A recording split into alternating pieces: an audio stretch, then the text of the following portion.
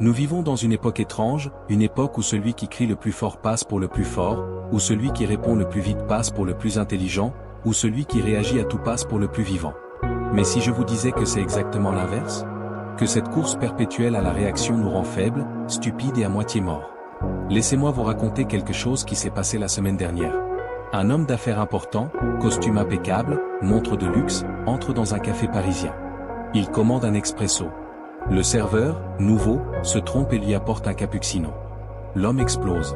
Il fait un scandale devant tout le monde, exige de voir le manager, menace de laisser de mauvais commentaires sur Internet. Toute cette énergie, toute cette colère, pour une tasse de café. Mais voici le plus intéressant, à la table d'accent grave côté, une vieille dame observe la scène. Quand l'homme finit par partir, toujours furieux, elle dit doucement au serveur bouleversé. « Ne vous inquiétez pas, mon petit, il ne criait pas après vous.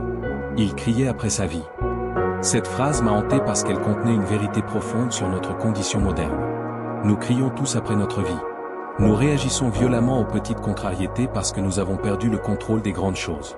Nous explosons pour un café raté parce que nous ne savons plus comment gérer notre anxiété existentielle. Nous nous battons sur les réseaux sociaux parce que nous avons abandonné les vraies batailles de notre existence. Il y a un mensonge fondamental au cœur de notre culture moderne. Ce mensonge nous dit que réagir vite, c'est être vivant, que l'intensité émotionnelle est synonyme d'authenticité, que celui qui a toujours une réponse, une riposte, une réaction est le plus adapté à notre monde. Regardez comment nous élevons nos enfants. Dès la maternelle, nous récompensons celui qui lève la main en premier. À l'école, les débats valorisent la répartie rapide plutôt que la réflexion profonde. Les réseaux sociaux ont transformé cette tendance en une économie entière. Plus vous réagissez vite, plus vous êtes visible, plus vous êtes émotionnel, plus vous êtes viral. Mais observez attentivement les conséquences. Les burn-out explosent dans tous les secteurs. Les divorces atteignent des records historiques. L'anxiété et la dépression sont devenues les maladies de notre génération. Et si tous ces mots avaient une racine commune? Et si notre addiction à la réaction immédiate était en train de détruire le tissu même de notre humanité?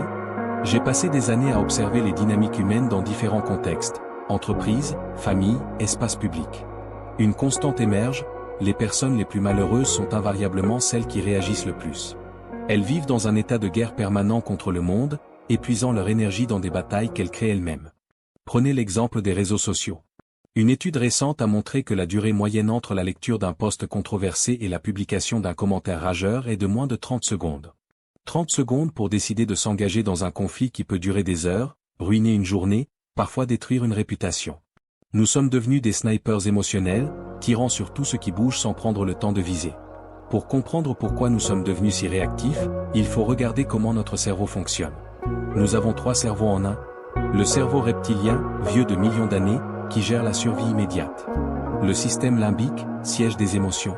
Et le néocortex, capable de pensées abstraites et de planification. Le problème, notre monde moderne stimule constamment les 2 premiers au détriment du 3e. Chaque notification, chaque titre accrocheur, chaque interaction conflictuelle active notre mode survie. Notre cerveau ne fait pas la différence entre un lion qui nous poursuit et un commentaire désagréable sur Facebook. La réponse physiologique est identique, montée d'adrénaline, accélération cardiaque, vision en tunnel. Mais voici ce que personne ne vous dit. Cette activation constante de notre système de survie nous rend littéralement plus bêtes. Quand nous sommes en mode réaction, le flux sanguin vers notre cortex préfrontal diminue. Notre capacité de raisonnement complexe s'effondre.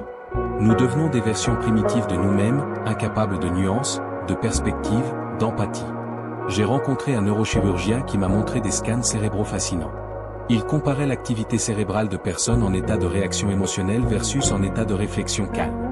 La différence était stupéfiante. En mode réaction, le cerveau ressemblait à un incendie chaotique, de l'énergie partout, mais aucune coordination. En mode calme, c'était une symphonie. Différentes régions travaillant en harmonie. Ce même neurochirurgien m'a raconté une anecdote personnelle. Pendant des années, il était connu pour son tempérament explosif en salle d'opération. Le moindre imprévu le mettait en rage. Un jour, après une crise particulièrement violente, une jeune infirmière lui a dit « Docteur, votre colère ne rend pas vos mains plus précises. » Cette phrase simple a transformé sa pratique. Il a réalisé que sa réactivité non seulement terrorisait son équipe, mais compromettait aussi ses performances chirurgicales. Chaque fois que nous réagissons impulsivement, nous payons un prix. Pas toujours visible immédiatement, mais toujours là, s'accumulant comme une dette émotionnelle qui finit par nous écraser. Prenons l'exemple du temps. Une dispute de 5 minutes peut ruiner une journée entière.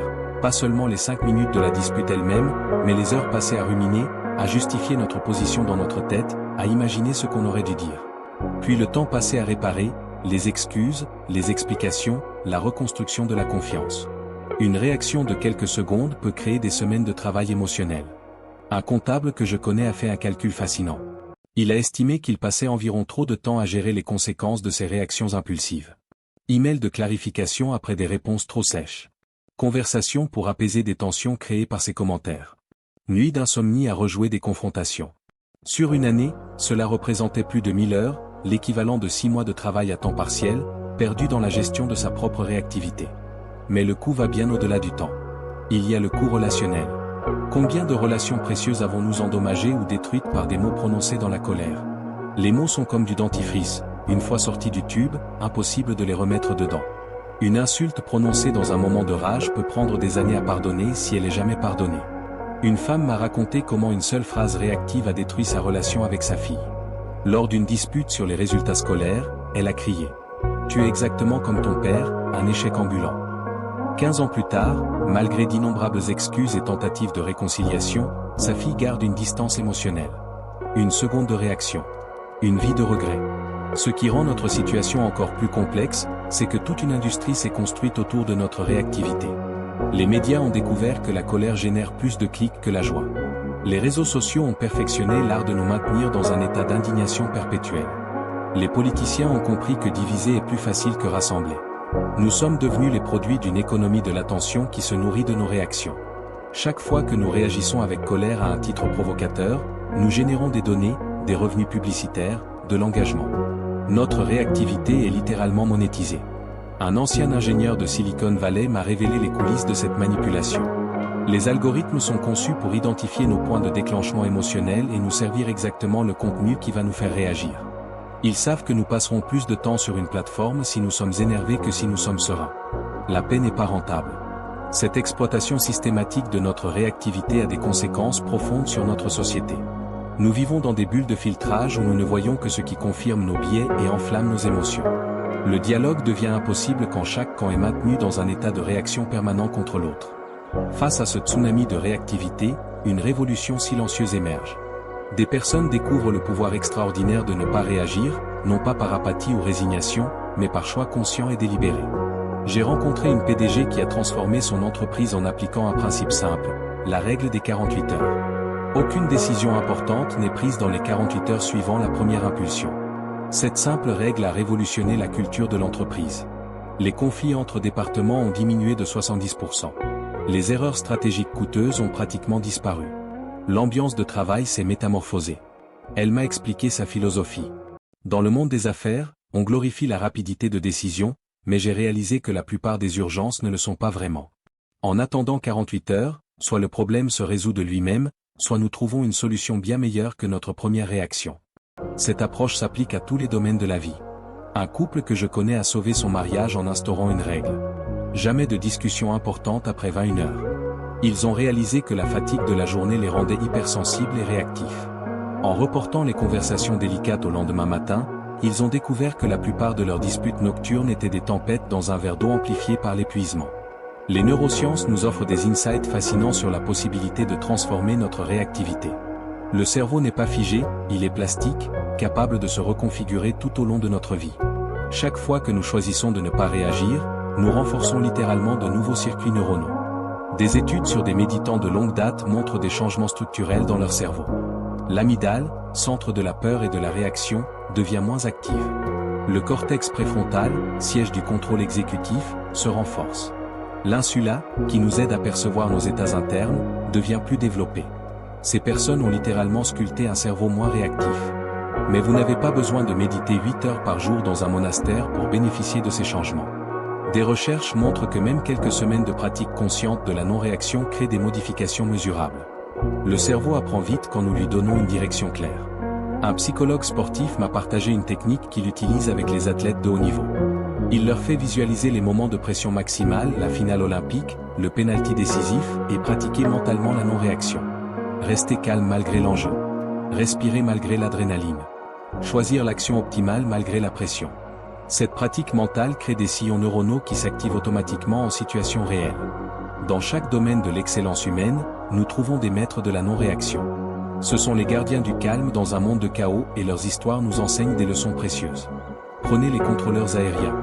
Leur métier consiste littéralement à ne pas réagir émotionnellement alors que des centaines de vies dépendent de leurs décisions. Un contrôleur vétéran m'a expliqué leur entraînement. On nous apprend à séparer l'urgence de la panique. L'urgence est factuelle, 2 avions sur une trajectoire de collision. La panique est émotionnelle, la peur de l'échec.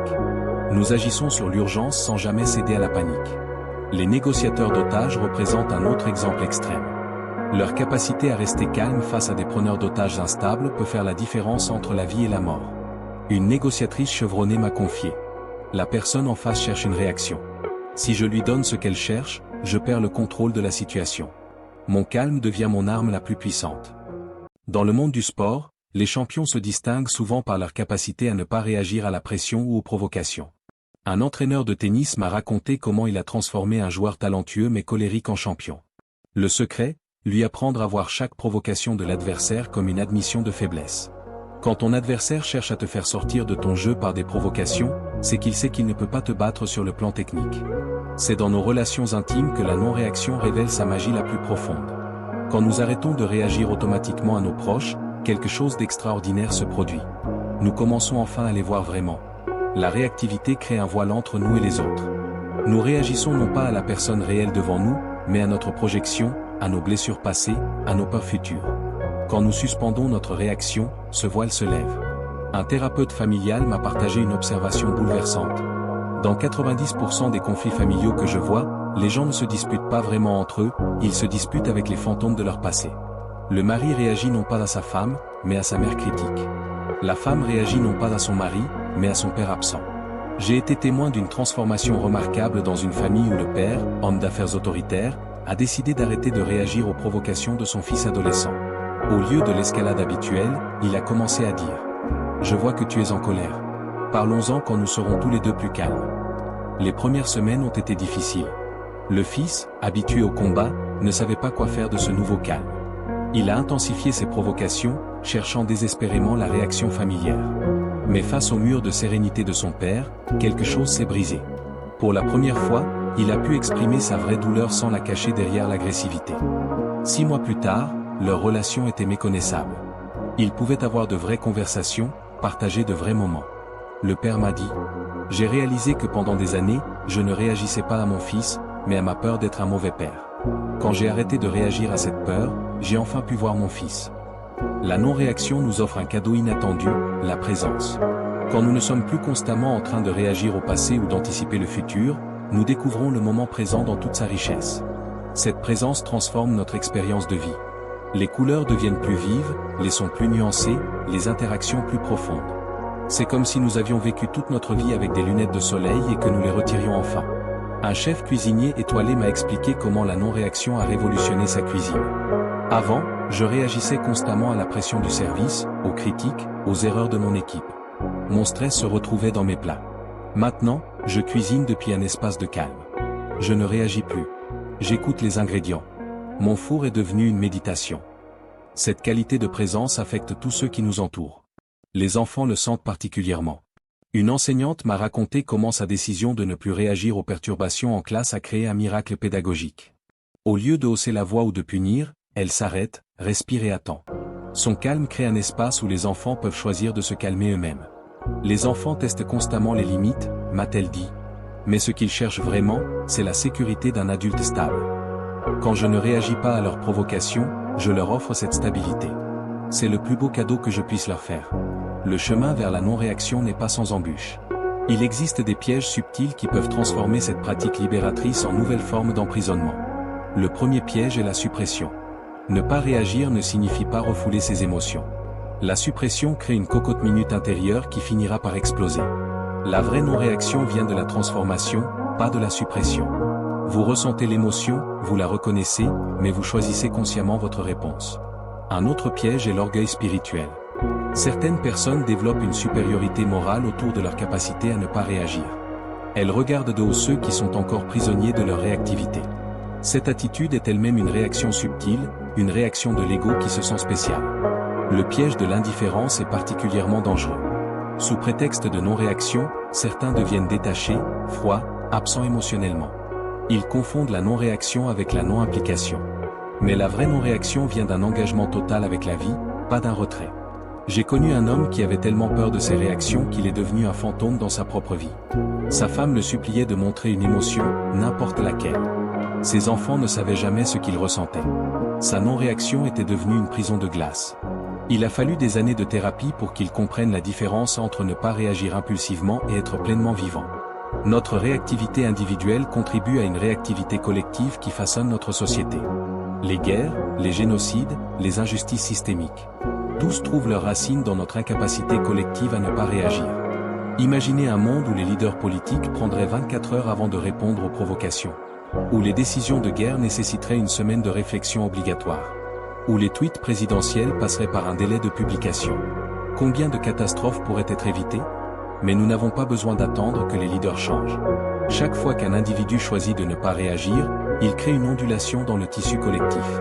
Ces ondulations se propagent, s'amplifient, créent des vagues de changement. J'ai observé ce phénomène dans une entreprise en crise. Les licenciements s'annonçaient, la panique régnait, les rumeurs circulaient. Un employé connu pour son calme a commencé à pratiquer ouvertement la non-réaction. Face aux rumeurs, il disait simplement « Intéressant. Attendons de voir ce qui se passe vraiment ». Son calme était contagieux. Petit à petit, d'autres ont adopté son approche.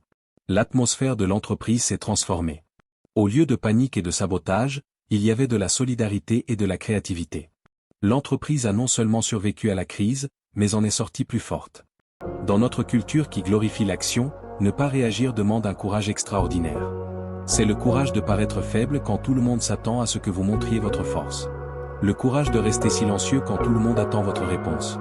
Le courage de l'immobilité dans un monde en mouvement perpétuel. Ce courage n'est pas passif. C'est le courage du roseau qui plie sans se briser, de l'eau qui contourne l'obstacle, du sage qui sait que certaines batailles se gagnent en refusant de les livrer. Un avocat réputé pour son agressivité au tribunal a découvert ce courage par accident. Lors d'un procès crucial, il a eu une extinction de voix. Incapable de répliquer à chaque objection comme à son habitude, il a dû choisir ses interventions avec parcimonie. À sa grande surprise, il a gagné le procès. Le jury, m'a-t-il confié, a été impressionné par mon calme apparent face aux attaques. Cette expérience a transformé sa pratique. Il a compris que sa réactivité constante diluait l'impact de ses vrais arguments. En choisissant soigneusement quand et comment répondre, il est devenu infiniment plus efficace. Le silence, m'a-t-il dit, est devenu mon argument le plus puissant. Le courage de ne pas réagir se manifeste dans les petits moments autant que dans les grands. C'est le parent qui ne cède pas au chantage émotionnel. C'est l'employé qui ne participe pas au ragot. C'est le citoyen qui ne partage pas un article provocateur sans l'avoir vérifié. Chacun de ces actes demande du courage parce qu'ils vont à contre-courant. Nous nageons contre le tsunami de la réactivité collective. Mais c'est précisément cette résistance qui crée la possibilité d'un changement. Le temps est notre allié le plus précieux dans la pratique de la non-réaction. Avec le temps, nous développons ce que j'appelle la vision longue. La capacité de voir au-delà de l'urgence immédiate vers les conséquences à long terme. Cette vision longue change tout. La dispute qui semble cruciale aujourd'hui devient triviale vue de l'année prochaine. L'insulte qui brûle maintenant sera oubliée dans un mois.